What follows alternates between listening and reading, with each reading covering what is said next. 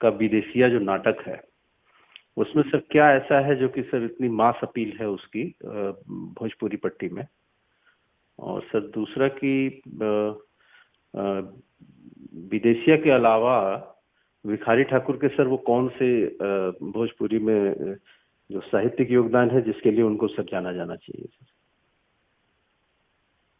देखिए मुकेश जी, दरअसल इसे हम विदेशिया कहते हैं सर, और जो विदेशिया के नाम से मशहूर भी हुआ वो दरअसल उसका नाम था बहरा बहार।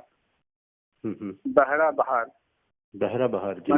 हाँ, बाहर की बहार मैंने बाहर का जो ये होता है मनोरंजन या भोगना। तो ये उस समय जो जिसमें भिखारी ठाकुर का आविर्भाव हुआ था उसके आसपास का जमाना ये था कि हमारा जो पूर्वांचल है देश का, यानी बिहार, उत्तर प्रदेश, बिहार का पश्चिमी अंचल कुछ और उत्तर प्रदेश का पूर्वी अंचल, एक तरह से कहिए कि टोटल हिंदी पट्टी ही वो मतलब वहाँ के लोग इतनी भयंकर गरीबी से त्राण पाने के लिए बाहर जाते थे। इसलिए बाहरा माने बाहर में बाहर, वहाँ जा करके जैसे कलकत्ते के लोग, कलकत्ते गए लोग कलकत्ते जाते थे तो कमाने के लिए पैसा, क्योंकि अर्थाभाव के हमारे उस दंश के चलते जीना मुहाल था। उन दिनों सूखा अकाल वगैरह वगैरह की बात तो अलग है, लेकिन ये शाश्वत संगहाली चल रही थी। तो बाहर गए और वहाँ कुछ पैसे कमाने के लिए गए, लेकिन वहाँ रखनी माने रखनी जिसको बोलते थे उसके विषयों के या रखनी के संसर्ग में आ गए, फिर नहीं आए। यहाँ के प्रवासी पति की पत्नी विरह विरक्षा पत्नी ये चुपचाप देखती रह गई, राह जोती रह गई, लेकिन नहीं आए तो नहीं आए। फिर तो कैसे उससे मिले, कैसे मतलब वहाँ उनके साथ क्या क्या हुआ, ये एक ऐसी समस्या थी पूर्वांचल की या एक तरह से प्रवासी लोगों की, इस पर किसी का दिमाग जाता नहीं था। हिंदी के जो लोग थे नामचीन खड़ी बोली के, उन लोगों की दूसरी समस्याएं थी, उसमें वो उनका ध्यान इस पर समस्या पर जाता नहीं। तो भिखारी ठाकुर ने ऐसे नाटक लिखे, उसका नाम था जिसमें ये बहरा बहार, जिसे विदेशिया के नाम से मशहूर हुआ। और मंचन भी करते थे, और मंचन करते समय वो रो रो के जब वो पत्नी जो है अपना हाल बटोही से कहती है, बटोही पूछता है कि बटोही में राह का राहगीर जो कलकत्ते जा रहा है, वो उसको बताती, वो पूछता है कैसा है, कैसे मैं समझूंगा कि तुम्हारा पति कैसा है विदेशी। तब वो बताती है, वो सारा कुछ काव्यमय है।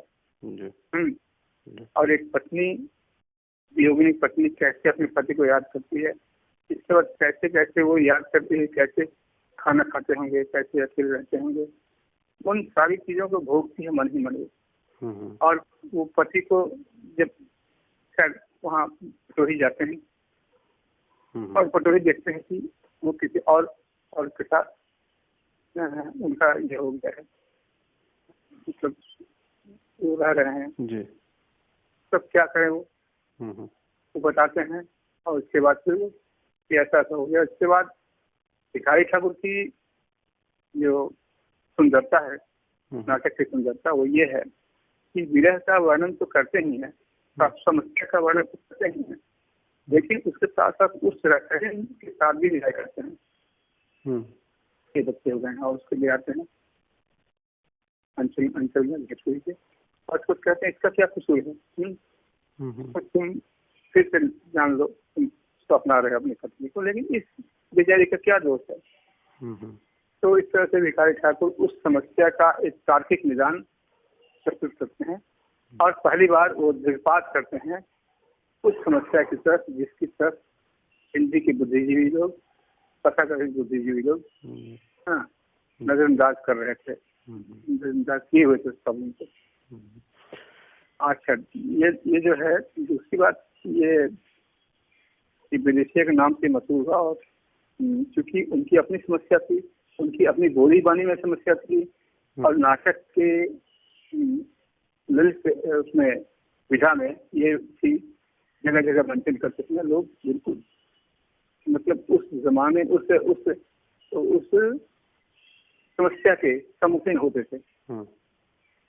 जी सर, आप चूंकि सर सुल्तानपुर से हैं, उधर अवधी बोली बोली जाती है, और भोजपुरी में आप दूसरी बात सुन लीजिए सर, आपने ये भी कहा था कि कौन से दूसरे नाटक थे जी जो ज्यादा मशहूर हुए, इसका जवाब दे दूं? जी बिल्कुल।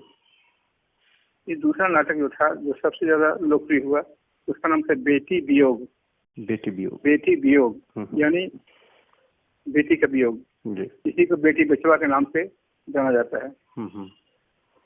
तो उस हिंदी पट्टी की एक समस्या ये थी, खासकर उसी अंचल की, माने पूर्वांचल की, कि गरीब लोग अपनी बेटियों को विवाह नहीं कर पाते थे, पैसे की समस्या, तो उसको बेच दिया करते थे। बेचने मतलब उसको कुछ दाम दे करके बेच देना। ये ज्यादातर अपर कास्टों में ज्यादा था, मतलब ये समस्या थी। अब बेटी जो है बूढ़े बड़ों के साथ अगर बेची गई, तो उन्होंने बहुत सुंदर ढंग से लिखा है, मुँह में दांत नहीं थे और क्या क्या है, उसका उस बूढ़े बर का रोल वो खुद करते थे। मैंने ऐसा वर जो कि कब्र में पांव लटकाए हुए है, उसके साथ पैसे लेकर के बेच दी गई। ये हिंदी पट्टी की एक ऐसी समस्या थी जिसकी तरफ उनका ध्यान गया ही नहीं था। और उसके बाद जब उन्होंने ऐसा मंथन किया, सब लोगों में जागरण हुआ। इसका फल ये हुआ कि इनकी कई जगह पिटाई होते होते बची, पिटाई हो भी गई, इनके ढोलक हारमोनिया छीन ले के भाई। और उसके बाद क्या हुआ कि ये वहाँ पे खदेड़े गए, लेकिन इसका फल ये हुआ कि कई जगह बूढ़े बड़ों को गांव के लड़कों ने, गांव के समझदार लोगों ने खदेड़ दिया। इस तरह उस समस्या से निजात पाने का एक जो ये है परिवेश बना। लेकिन भिखारी ठाकुर की बदनामी हुई, वो 3 लोगों में 2 लोग करते थे। लेकिन इसका अच्छा पद ये हुआ कि एक उदाहरण बता रहा हूँ कि 1964 में जब लाइब्रेरी कॉलोनी में ऐसा कर रहे थे, तो लोगों ने एकदम से जब वो उनका जो ये था पर दाम खाकर मैं वो छाती पीट कर रोने लगा। हाँ, कैसे बकरी की तरह ये बेच दिया तो बाबू जी। उसके बाद वो 500 हजारीबाग के राजपूत लोगों ने रोते हुए उठ करके जा करके शिव मंदिर में कसम खाई। इस तरह भिखारी ठाकुर एक आलोड़न पैदा करने में सक्षम हुए और उस समस्या की तरफ उन्होंने ध्यान दिया। तो लोक जीवन में साहित्य का स्थान से ही होता ना, साहित्य का नाटक का। सर, एक चीज आपसे और जानना चाहूंगा कि भिखारी ठाकुर के जैसे पुश्तैनी जो व्यवसाय था वो नाई का था, वो एक नाई परिवार से आते थे। तो एक नाई परिवार से आना और दूसरी तरफ इस तरह के जन सरोकार और जन हित के मुद्दों को इस तरह मंची अभिव्यक्ति से सर उठाना, तो भिखारी के लिए सर ये ट्रांजिशन भिखारी ठाकुर के लिए कितना कठिन रहा था? एक बात तो ये है कि हम लोग पारंपरिक रूप से भरतमुनि के नाट्य शास्त्र को फॉलो करते हैं। तो उसमें क्या है कि नायक की बात होना चाहिए, इसका राइटर ऐसा होना चाहिए, वैसा होना चाहिए। तो सारी भ्रांतियां ये ब्राह्मणवाद में फैलाई। ठीक, क्योंकि ये मनुष्य में कोई फर्क नहीं होता, और चाहे नाई हो, चाहे एकदम शुद्ध हो, ब्राह्मण हो, चाहे जो हो, तो सब इस समस्या को समझते हैं। अब ये है कि नारी होने के नाते घर के अंदर की समस्या और बाहर की समस्या दोनों जान सके। थोड़ा पढ़ा लिखा अगर हो तो उसमें काम चला होता है। ये हुआ उनके पास, और उन्होंने जो उस समस्या को समझा या उन समस्याओं को समझा, जैसे डबल वेटोरियल समस्या थी। जफर किशोर ने जोखिम पति चला गया बाहर, पत्नी रह गई गाँव में अकेली, उसके ऊपर नजर लग गई पंचलों की और उससे लड़का पैदा हुआ। तो लड़का किसका है? लड़के को लड़के क्या किया जाए? तो ऐसी ऐसी बातें जो होती थी उनकी तरफ भिखारी ठाकुर का ही दिमाग जा रहा था। जब किशोर बाद में इतना प्रसिद्ध हुआ कि नेशनल स्पोर्ट गाँव में अपने ढंग से लोगों ने मंचन किया। हाँ, लेकिन उस जमाने में भारतेंद्र बाबू तक की नजर जब नहीं जा रही थी, लोग अंग्रेज दिखाई पड़ रहे थे, जैसे अंग्रेज और जमींदार यही दो समस्या है। लेकिन घर की आंतरिक पारिवारिक संरचना में इतनी बड़ी बड़ी घटनाएं घट रही थी, इसकी तरफ किसी के दिमाग नहीं गया और भिखारी ठाकुर को गया।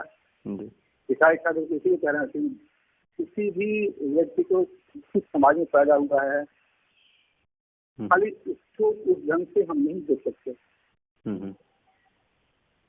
वो सत्य का चयन, उसकी क्या कहते हैं उसको, एनकैचमेंट, उसकी कैपेसिटी है और टेस्ट जो है उस पर डिपेंड करता है। तो इसलिए भिखारी ठाकुर का उसमें और भी थे, कई लोग थे जो डाउन टोलन क्लास से आते थे और जिन्होंने समस्या को पकड़ा, और अपर कास्ट वाले थे, upper caste so called upper caste वाले, उनकी नजर नहीं गई थी। हमारे प्रसाद जी ने, जयशंकर प्रसाद वगैरह ने इतनी बड़ी बड़ी चंद्रगुप्त मौर्य और क्या क्या वो चंद्रगुप्त नाटक लिखे,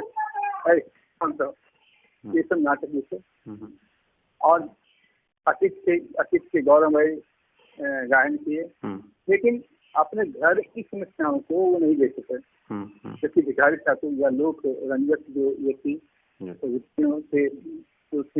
ये विधाओं को अपना करके हमारे कुछ जागरूक साहित्यकारों ने जो लोग जीवन चाहते थे, उन्होंने समस्या को उठाया। तो भिखारी ठाकुर उसमें अप्रतिम थे और इसीलिए उनका नाम किसी हैंड टू हैंड एकदम बना बनाया तो माल मसाला जो रंजक उसमें मिल जा रहा था, इसलिए उनका अप्रोच बहुत सार्थक रहा और धीमे धीमे वो प्रसिद्ध होता गया। तो यह मैं रहता था कुल्टी एक जगह है, अच्छा, आसनसोल का शिल्पांचल, अच्छा, पूर्वांचल शिल्पांचल, वहाँ भोजपुरी, अवधी और तमाम तरह की बोलियां जो है ना उसका जमकर लगा हुआ था। मैं खुद भोजपुरी बोलता था बाहर जाकर के। आप समझिए कि वो मैंने घर में अवधी जी, हट जाओ घर में अवधी, हाँ, बाहर भोजपुरी जी, और अवधी और मैथिली और अंगिका बज्जिका वगैरह वगैरह, और उसके बाद और भी भाषाएं थी, और उसके बाद ऑफिस में अंग्रेजी, हाँ, बंगला जी, ये हर तरह की भाषाई संपदा से मैं परिचित था, बोली से परिचित था, उसके टोन एंड टेम्परामेंट से परिचित था। उसका लाभ किसी भी भोजपुरी भाषी से ज्यादा। अच्छा सर, आपका जो अब तक का साहित्य सृजन है सर, सूत्रधार को आप अपने व्यक्तिगत अगर एक रैंकिंग कही जाए, जैसे कि टॉप 10 कहानियां या टॉप 10 आपके जो नॉवेल्स के, अगर एक इस तरह के हाइपोथेसिस हम आपसे पूछना चाहेंगे, तो आप सर सूत्रधार को कहाँ रखना चाहेंगे सर रैंकिंग के हिसाब से? ये बहुत कठिन प्रश्न है। सूत्रधार को जितने लोगों ने पढ़ा, नारियों ने तो उसको हैंडबुक कर लिया, हैंडबुक बना लिया, हाँ, क्योंकि पहली बार उनको गरिमापूर्ण स्थान मिला।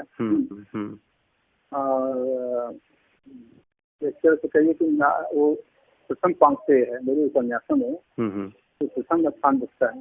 प्रथम स्थान में, प्रथम रैंकिंग में कई रह गए, जिसका पार वगैरह और सारे जंगल जहाँ शुरू होता है, तो कई उपन्यास हैं, 5 तरह के 2 वगैरह। आजकल सर मैं आपकी खोज पढ़ रहा हूँ। अच्छा, कहानी, हाँ, मैं गया था, मुझे एक बात बता रहा हूँ, मैं गया था साउथ अफ्रीका। अच्छा, साउथ अफ्रीका में मैं डरबन के बारे में जानना चाह रहा था। हाँ। अरे क्यों बोल रही है?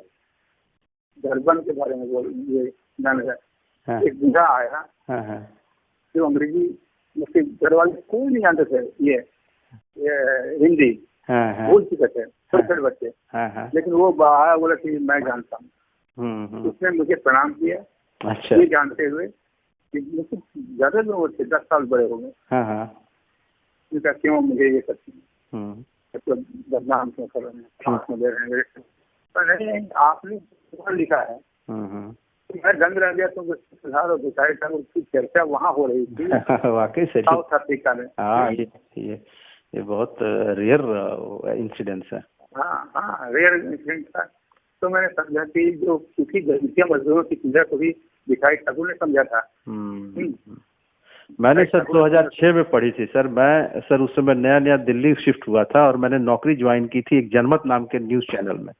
मैं गोरखपुर से दिल्ली पहुंचा था, तो उसका ऑफिस सर था कनॉट प्लेस के पास, जो है कि मंदिर मार्ग, जिस पर कि एक लक्ष्मी नारायण जी का मंदिर है। हाँ, मैं जानता हूँ। तो उसी तिराहे पर जो है कि वो जब तिराहा आकर के आश्रम आरके आश्रम की तरफ मिलता था, तो उसी तिराहे पर था उसका कार्यालय। तो बड़ा पॉश इलाका था। तो हम लोगों ने रिहाइश एक ले रखा था किराए का मुनीरका में, JNU के पास। तो हम लोग सर ऑफिस की कैब नहीं लेते थे, क्योंकि वो 3-4 बजे आके पिक करती थी, बड़ा पूरा डिस्टर्ब हो जाता था। तो हम लोग DTC की बस से जाते थे। तो बस में सर 1 से सवा घंटा लग जाता था। तो हम सर उसको अपने बैग में ले जाते थे और केवल बस की यात्रा के दौरान हम जो है उसको खत्म कर डाले। और अपने काफी मित्रों से, वही जो भोजपुरी भाषी थे या जो समझते थे, बात साच है नाच काच है वाला जो उसका पंच लाइन है, बात साच है, हाँ, नाच साच है। हाँ, तो वो जो है कि हम लोग अक्सर जो है कि आपस में उसको कोट करके चर्चा करते रहते थे। और ये किताब सर हमारे एक सीनियर ने दी थी, वो बिहार के रहने वाले थे, मुजफ्फरपुर के। तो उन्होंने ही हालांकि बताया, तो हमारे एक यहाँ इस पुस्तक के बारे में हमारे गोरखपुर यूनिवर्सिटी के हिंदी के PhD के स्कॉलर थे जी, उन्होंने मुझे बताया था कि इसकी पृष्ठभूमि के बारे में कि आपने लिखा है और कैसे संस्कृत मिनिस्ट्री का, उस बात के सर आपने यहाँ भी चर्चा की थी। तो वो जहन में था, तो आज चूंकि उनकी पुण्यतिथि है, तो मैंने कहा कि उस पर कुछ लिखने के लिए आपसे बेहतर सर कुछ होगा नहीं, तो आपसे बात कर ली जाए उसी के बिना पे कुछ लिखने का प्रयास है। ये कौन है न्यूज 18 और दुनिया भर के आज तो भिखारी ठाकुर चर्चा में है, लेकिन उस समय जिसमें मैंने शुरू किया था, तो राजेंद्र यादव ने कहा था कि तुम क्या दुनिया भर की चीज लिख रहे हो, भिखारी ठाकुर लिखो। तो नहीं, आपके लिखने के बाद सर उनको एक जो ये क्या बोलते हैं कि रिकॉग्निशन की जो कमी थी, वो काफी हद तक सर वो मीट आउट हुई, लोग जाने। हाँ, खासतौर से सर मैं खुद मैंने भिखारी ठाकुर का नाम तो मैंने सुना होगा या सुना था कि देवी है भिखारी ठाकुर के गीत गावेली है, मनोज तिवारी गावता, लेकिन Bhikhari Thakur as a character, as a social reformer, as a theatre person, ये सर सूत्रधार पढ़ने के बाद एक अलग विजन डेवलप हुआ भिखारी ठाकुर। तो उसका सर वाकई बहुत इन डेप्थ उसका असर है, उस सूत्रधार जो आपकी पुस्तक है उसके चलते एक कितनी परेशानी उनको हुई, लेकिन फिर भी वो अपने उनको संस्कृत के जो या हिंदी के जो नाटक थे उनकी तरफ किसी ने ये कहा कि इनका अनुकरण करो, ये करो, उनका नहीं, उनका मुंह दुबर, जिनका मुंह दुबला गया है, दुबर हो गया है, ऐसे लोगों की पीड़ा को लिखना है, क्योंकि उन्हें मैं जानता हूँ, मेरे इर्द गिर्द लोग हैं, बाबू कुंवर सिंह और तमाम तरह के लोग हैं, उनके ऊपर लिखना था, नहीं लिखा उन्होंने। उन्होंने वही लिखा जो जानते थे, तो वो अपने महसूस करते थे, अपने आसपास के समाज में देखते थे। तो सर आजकल तो दिल्ली ही रहना हो रहा है आपका? नहीं, अभी तो गाँव पर, लेकिन बेस तो सर दिल्ली ही है अभी तो। हाँ, दिल्ली बेस। तो ठीक है सर, मैं इस महीने के एंड तक आऊंगा, तो सर थोड़ा आपका वक्त लूंगा, वीडियो एक इंटरव्यू सर करने की इच्छा है सर। तो अगर आप दिल्ली, हाँ, तो अगर सर दिल्ली आप रहेंगे, तो नहीं रहना शायद ना होगा इस महीने का अंत तक, क्योंकि मैं यहीं पर हूँ। अच्छा, तो मैं सर समय आप उस वक्त जब मैं दिल्ली में रहूँगा आपका लोकेशन जान लूंगा। इनकेस अगर आप रहे तो सर इस पर एक हम लोग वीडियो इंटरव्यू कर लेंगे, तो एक सर अच्छा एक डॉक्यूमेंटेशन हो जाएगा, एक लंबी बातचीत वीडियो फॉर्मेट में, और YouTube वगैरह के माध्यम से सर उसको हम लोग होस्ट करने चाहेंगे। तो सर काफी सर इन्फॉर्मेटिव रहा सर आपसे बातचीत सर, इस पर मैं लिखता हूँ। और सर और सारी जानकारी हमने उसके परिचित में लिखा है जी, जान सकते हैं आप। जी जी। बहुत सारी चीजें ऐसी इंफॉर्मेटिव हैं। अंतिम पन्ने जो है ना, अंतिम पन्ने में कुछ दिया है जी। और ऐसे तो आमने सामने बात होगी तभी जान पाएंगे। जी जी, ठीक ठीक सर, बहुत धन्यवाद सर, प्रणाम सर। नमस्ते।